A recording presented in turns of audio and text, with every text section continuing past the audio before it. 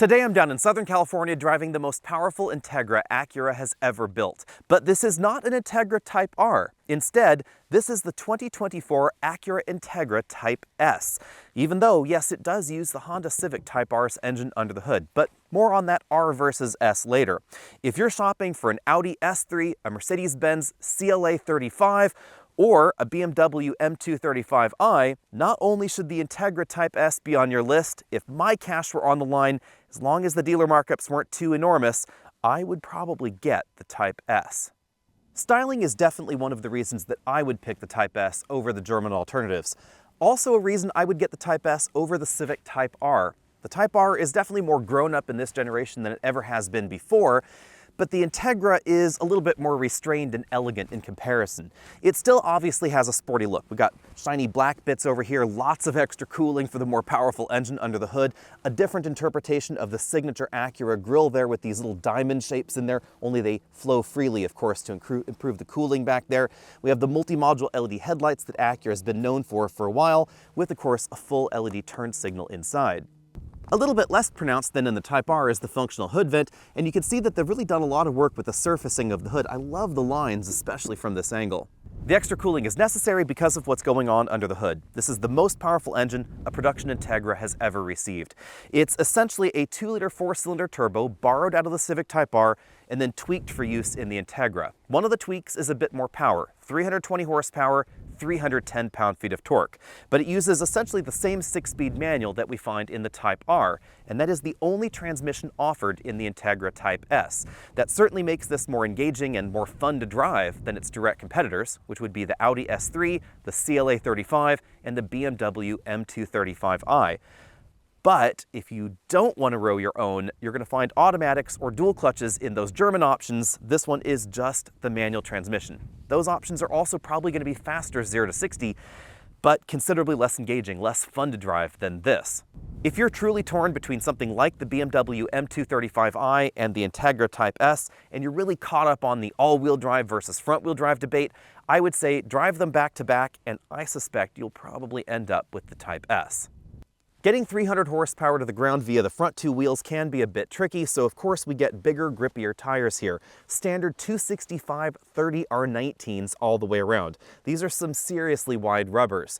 The wheels are about 1.5 inches wider than you'll find in the Integra A-Spec, which is why we have these large fender flares as well. They've actually widened the body out up front by 2.8 inches versus the regular Integra, and they didn't just give us tacked-on fender flares up front, so they've actually flared out the sheet metal, really accentuating the wide body treatment.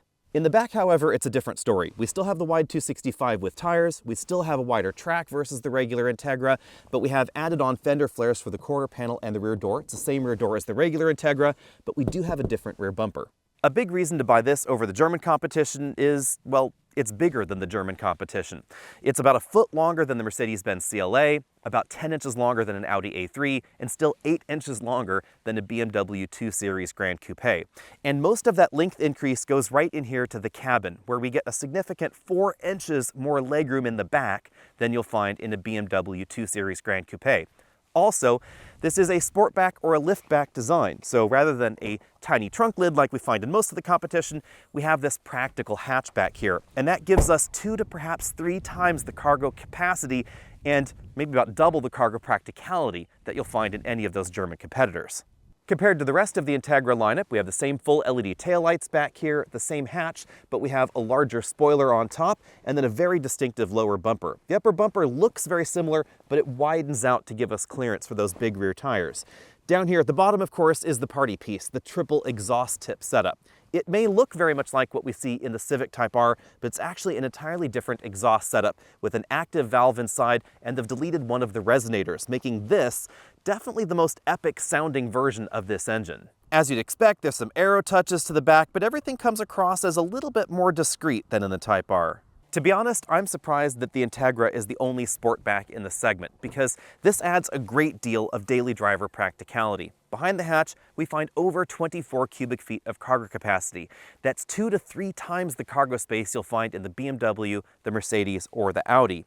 And we have the additional practicality afforded by 60/40 folding rear seats and the big hatch. So if you're looking for an entry in this segment that could swallow a barbecue or IKEA furniture, This is going to do a better job at that than any of the sedan competition. Also, I think the hatch looks kind of cool. The only downside to this design is a relatively high cargo load-in height, so if you're loading heavier items inside, you might end up scuffing the entrance to the cargo area or the bumper itself. Going in for a closer look, we find the subwoofer for the ELS audio system, and then under the load floor we have a bit of additional storage space, but I think this could have been utilized a bit better. We have this large foam divider that covers where a spare tire might have gone. But obviously with 265 with tires and cargo space being important, they don't give us a spare down there, but they also use up a lot of space with that big foam divider. Kind of wish it was a little bit more open. The choice of front seats in the Type S might be a little bit divisive because they chose not to use the seats out of the Civic Type R. Instead, these are more similar to the seats that we find in the regular A-Spec version of the Integra. I think this was a good choice because the driver's side has a power seat with 4-way adjustable lumbar support, although we don't have any seat memory controls over there on the door. We have a manual tilt telescopic steering column with a decent range of motion, but the front passenger seat is a manual seat in this trim. With the front seat comfortably adjusted for me at 6 feet tall, you can see I have about 4 inches of legroom left, significantly more than you'll find in the BMW, the Audi, or the Mercedes. And as a result, this is really the only one in this segment where you could put a rear-facing child seat back here with me still comfortably driving up front. We also find a rear bench seat that's a little bit wider than average, but no 5th seat belt. This is a strict 4-seater only. Outboard shoulder belts, just cup holders right in the middle. Now let's go for a look around the interior. Up here we have a sunglass holder, we have pretty standard sun visors. They do extend, which is a nice touch, but no moonroof. We have speakers for the surround sound audio system. This is a 16-speaker ELS audio system. We have grab handles back there for the front and rear passengers. Height adjustable shoulder belts, 2-way adjustable head restraints, and you can see we have slightly different panels and materials for the rear doors and the front doors. So back here, we have hard plastics on the upper section of the door. Up here, we have a softer material for the upper section of the door. The Type S seats are very similar to the regular seats in the Integra. This is actually my preference because I do find these to be a bit more comfortable. You can see it's a combination of faux suede and leather wrap there in 2 different colors, sort of that charcoal color there in the middle and then an ivory on the outside of that. These are not actively ventilated though, they're just perforated seats. Moving over to the door panels, we find the same 2-tone color scheme going on there with a bit of different texture and different trim than we find in the rest of the Integra lineup. You can see the ELS audio system logo right there. Big speaker grill down there at the bottom of the door, bottle holder in that area. Then a combination of different materials going on up here on the dashboard. We have a soft touch injection molded upper section, this sort of patterned trim section. It's just gray plastic. It's not trying to be metal or anything like that, but it has an interesting texture to it. We then have a stitched insert right here in that area. Then below that, a bin-style glove compartment. It is a little on the small side. In the middle of the dashboard, we have the touchscreen infotainment system. This is running the same software essentially that we find in the Civic lineup, which is my preference. I actually think this is a little bit better done than the native Acura software that we find in the TLX and the MDX. There's no touchpad. Instead, we get the touchscreen here for all the various functions. It's very easy to work with. It's pretty snappy as far as its interaction goes as well. And of course, we have full screen Apple CarPlay or Android Auto support. That's also wireless. You have the option of connecting them with the cable. That's what I did here, or you can operate in a wireless mode as well. 2 big air vents right there. These have really nice feel to them with really nice notchy engagements. Controls for the 2-zone automatic climate control, but again, no ventilated seats. We have the engine start-stop button over there. Qi wireless charging mat. It is definitely large enough to charge my phone through this case, but not when it's plugged in. You can see you have to unplug it in order for it to go down there in that area. Some larger phones may have troubles fitting. This USB-C port, that is a charge-only port, as is the 12-volt power port. Then, of course, we have the manual transmission shifter because the manual transmission is standard and reverse is exactly where it belongs, all the way over there to the right and then down. That's certainly my preference. Over here we have the drive mode selector, individual drive mode. You can press and hold that, which takes you over to a customization screen where you can adjust the various settings here. So for instance, you can have the Sport Plus engine and exhaust popping, but the comfortable suspension tune. To roll through the other drive modes, we use the toggle just behind that. There's a button blank there, electronic brake hold, electric parking brake, 2 really big cup holders right there in the center of everything. You can definitely hold some of those larger drinks in there pretty easily. And then this interestingly shaped armrest here, and that's so that way you have access to that big cup holder. Behind that, we have a fairly small storage area because most of this is used up by the cup holder and, of course, that shifter right there. Moving over to the driver's side, we find one thing that you're not going to find in a Civic Type R, and that's a color heads-up display. Heads-up displays are notoriously difficult to film, but you can see it projected there on the windshield. It actually looks a lot bigger in person than it seems on camera, and that's why we have that slightly different bump right back there in that area. Moving over to the instrument cluster, it is a full LCD design. You can see that it doesn't quite fill this entire binnacle. Instead, we have some LED gauges on each side for things like the engine temperature and the fuel level. Everything else is being delivered by that color LCD right there in the middle of everything. And then out from there, we have a round 3-spoke steering wheel. Obviously no paddle shifters on the back because we're shifting with the manual transmission shifter. Over here on this side, we have infotainment controls, volume up, down, track forward, backward. We also have this roller knob that controls that portion of that instrument cluster. On the right side, we find the controls for the adaptive cruise control system, the aggressive lane centering functionality, and then this roller knob controls the right side of the instrument cluster.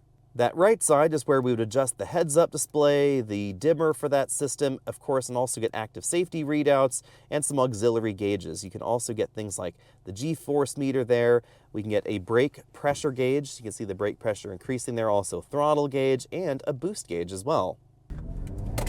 Out on the road, the two defining features for the Integra Type S are certainly the front-wheel drive drivetrain and the 6-speed manual transmission. The 6-speed has a great feel to it. It's nice and notchy, engagement is very positive, the clutch pedal has a near-perfect feel for my tastes. It's not overly high compared to the brake pedal, which is something that I like, and it doesn't feel like a tractor's clutch, which is a really long throw. Everything here is pretty good, especially if you need to do 3-point turns, because reverse is exactly where it belongs, all the way over there, and then first gear is exactly where you'd expect it to be.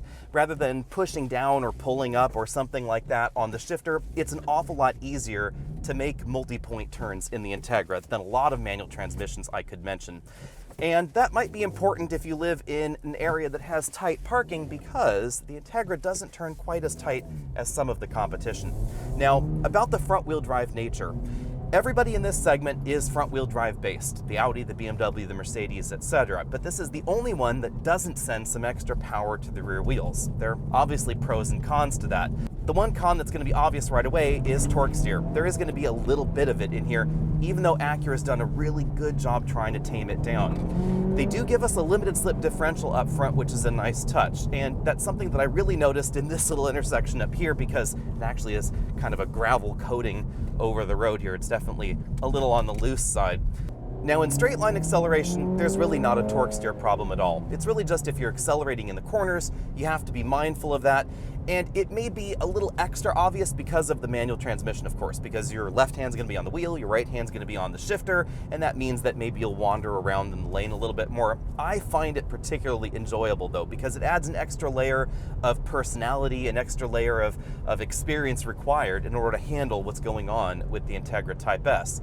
The Germans feel a little bit more robotic in comparison. They're definitely a point it in a particular direction, stab the throttle, and it just does it. But that automatic part of them just removes some of the experience for me, removes some of the emotion and the personality from the drive. And this is certainly all about personality. The other thing to know is that because of the manual transmission, the front wheel drive layout, etc., this is going to be a little slower 0 to 60 for most folks than the competition. Out here in Ojai, my fastest 0 to 60 run, just really quick testing it, was about 5.1 seconds. You might be able to get a little bit lower in this vehicle if you're really willing to roast the clutch. You can get wheel hop under control. There's just a tiny bit of wheel slip up front, of course, when you're accelerating. And in something like an Audi S3 or the M235i or a CLA 35, it's going to be a lot more predictable. You're going to be able to go 0 to 60 in faster times and on a wider variety of loose surfaces because of that all-wheel drive traction. But again, that takes away just something from the experience. 6 to 0 braking distances, absolutely fantastic. In a really rough test out here on a less than perfect road surface, I stopped from 60 miles an hour back to 0 in 99 feet. This will stop very, very quickly. Ride and handling are often two ends of the teeter-totter, but I think Acura has struck exactly the right balance here because most Type S drivers and owners are probably going to be daily commuting their Type S. This is not the kind of vehicle that's going to be a weekend garage queen. And with that in mind, they've tuned the comfort mode to be pretty daily driver livable. If I put it in comfort mode, the potholes and bumps just fade away. Some of the larger imperfections will come through into the cabin, but they're very well controlled, even around corners, even when you're pushing it harder.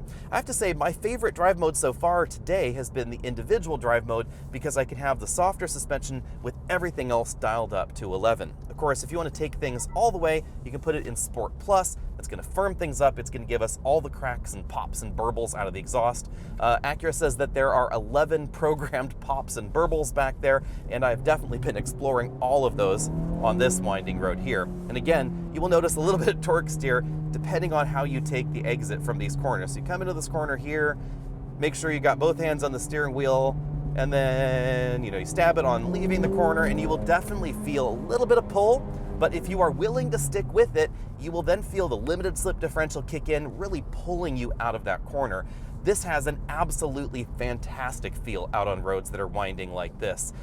To be honest, there's a bit of purity in the front-wheel drive design versus some of the all-wheel drive competitors. As I said before, some of the all-wheel drive competition can feel a little bit robotic, a little bit too polished. And for me at least, that means they have less personality. In some situations, are they going to handle better? Absolutely. But are they going to be as fun? I would say no. Outside the German options, there are two other competitors we obviously need to talk about: Honda's own Civic Type R and the TLX Type S. The TLX Type S is of course going to be right on the Acura dealer lot next to this Integra Type S, but it's a very different vehicle. Turbocharged V6 under the hood, 10-speed automatic transmission, torque vectoring all-wheel drive system. The Acura Super Handling all-wheel drive system can give it a rear-wheel drive dynamic, and it can also send 100% of that portion destined to the rear axle to a single rear wheel, but it doesn't turn it into a rear-wheel drive tire shredding machine. Instead, it really makes it a little bit more like the German options in being very predictable about the way that it goes around a corner. If you want clean, simple fun, I guess I would say, then you want this. If you want the manual transmission, obviously you want this as well. No manual over there in the TLX Type S. Now, versus Honda Civic Type R, I have to say, I would probably get the Integra. Yes, it is more expensive, we'll talk about that in a bit, but we do get a few more features on the inside, and it is tuned slightly differently. Obviously, there's a lot of similarity going on here. We have essentially the same 6-speed manual, basically the same engine with a few tweaks, the same limited slip differential up front, very similar steering feel, etc. This is obviously made by the same company, but there are enough tweaks that I prefer the Integra. Not exactly a driving dynamic thing, but then we have the power driver seat that I mentioned earlier. It's more adjustable than the manual seat, so it's easier to find a solid driving position, and as a result, I found this seat a lot more comfortable after a few hours than in the Type R. For fuel economy and cabin noise scores, you're going to have to wait till I get this at home and run it through my full battery of comparisons and tests. But I really appreciate the active exhaust system and the way that Acura has tuned it and the suspension. Because if you want to take your friends out wine tasting out on some nice country roads, this has a quiet, refined, comfortable feel to it, especially for passengers in the back. The exhaust system definitely doesn't drone on the highway if you're in the comfort mode. It actually doesn't drone on the highway in sport mode either, but it definitely has a different personality. So once your friends are out of the car and you're on your favorite winding mountain road, you can definitely have a lot of fun in this. The sticky tires, the 6-speed automatic transmission, and the raucous exhaust note all combine to just give this a feel that you don't find in the German alternatives, or even in that Acura TLX Type S. If you're looking to get your hands on the new Integra Type S, hopefully you've already ordered one, because the order books opened in May, and by the time you're watching this video, I suspect the order books are completely full. Be prepared to pay more than the Civic Type R, and of course, probably be prepared to have dealer markups that are not far removed from what we saw on the Civic Type R as well. Starting at $51,995, the Integra Type S comes essentially fully loaded. You just choose the exterior paint color and floor mats, things like that. Versus the Civic Type R, it is $7,000 more expensive, but we get a lot of extra feature content, so I think that the price bump is worth it. We get heated seats, the heads-up display, the 16-speaker ELS audio system on the inside. More importantly for me, the power driver seat with 4-way adjustable lumbar support that makes the driver's seat significantly more comfortable for me. If you've been in the Type R and you've thought to yourself, the seats are maybe a little bit too restrictive, maybe there's a little bit too much bolstering, or the seat bottom cushion just doesn't adjust in a way that makes it comfortable for you to drive a manual transmission, then you probably want to take a look at the Integra Type S. We also have that unique exhaust. And one thing that a lot of folks weren't thinking of, we also get a longer warranty, just as you'd expect in a luxury car.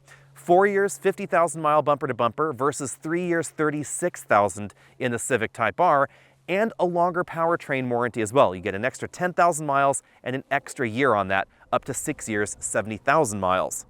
So why is this an Integra Type S, not an Integra Type R? Well, I asked Acura that very directly today, and they gave me a somewhat evasive answer. They said essentially that there has only ever been one Type R on sale at a time, and right now that Type R is the Civic Type R, so that's why this is the Type S. In some ways, it's also a little bit softer, a little bit less hardcore than a Type R logically could be. The driver's seat's certainly a little bit more comfortable. The suspension tuning maybe just a hair more comfortable than the Civic Type R, which I actually think is already pretty fantastic. But I think also, if they were to put a Type R logo on this, they would expect it to compete with the even higher performance alternatives from Germany. So something like the RS3, the CLA 45, and that's not where 320 horsepower would get you, of course. They might need 400 horsepower, might need all-wheel drive or dual clutch transmission to perhaps justify a Type R logo on an entry in this segment that's competing with luxury, more expensive brand names than the Civic Type R has to compete with. Now, as far as those German competitors go, I would buy this over the S3. I wouldn't buy it over the RS3, but I would buy it over the S3. I would also buy it over the CLA 35 and the BMW M235i. And that actually has to do with the drivetrain, the front-wheel drive nature, which is just a hoot and a half to drive, and especially the 6-speed manual transmission. This is hands down the best option in this segment for someone that's interested in driving enjoyment. Yes, even without all-wheel drive. Now clearly, if you want the traction ability, the winter weather capability, or you want to not row your own, you're going to need one of the alternatives because they will have an automatic transmission, and the Integra Type S will not. Now, in some ways, that also makes this more exclusive, more luxurious, more elevated as far as its position, because fewer people are going to be able to drive an Integra Type S, let alone want specifically to have this particular model. So it may be rarer on the streets than those other alternatives. Be sure and let me know what you think about all that down there in the comment section below, and let me know, do you think Acura went in the wrong direction by not giving this an all-wheel drive option, by not giving it maybe a dual clutch transmission option?